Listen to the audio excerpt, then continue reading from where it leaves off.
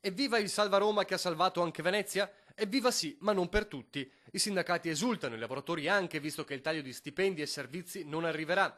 Il sindaco Giorgio Orsoni si è detto soddisfatto per l'attenzione del governo, ma c'è una consistente fetta di Venezia che, pur rallegrandosi per la mannaia evitata agli incolpevoli lavoratori, storce il naso, a cominciare dall'impresa e da chi con la giunta Orsoni ha affilato i coltelli da tempo.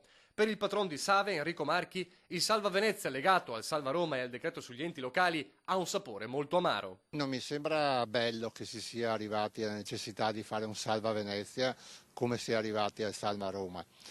Mettere sullo stesso piano Roma e Venezia non è degno della nostra tradizione. Una boccata di ossigeno in extremis dunque, ma il malato è ancora grave. Si sarebbe potuti arrivare a non aver bisogno di questo, riorganizzando la macchina comunale, prendendosi per tempo per quanto riguarda le misure da affrontare, trattando con il governo.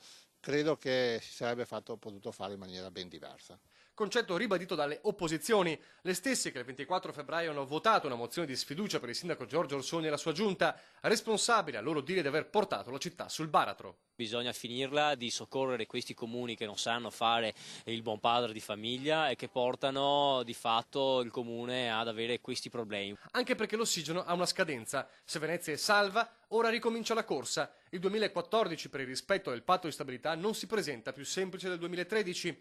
La carta decisiva dovrebbe essere la cessione del casinò ai privati, che porterebbe nelle casse del comune 110 milioni di euro di anticipo. Il problema è che nessuno per ora si è fatto avanti, tanto che il Caffar City ha fatto slittare di un mese la presentazione delle offerte. A salvare Venezia potrebbe essere una casa da gioco, un azzardo nel vero senso della parola. Il Comune di Venezia aveva delle entrate straordinarie, quelle del casinò, 100 milioni ogni anno, con le quali il Comune di Venezia pagava la spesa corrente, quindi i dipendenti, il personale e i servizi. Questo non deve accadere perché con le entrate straordinarie si pagano gli investimenti.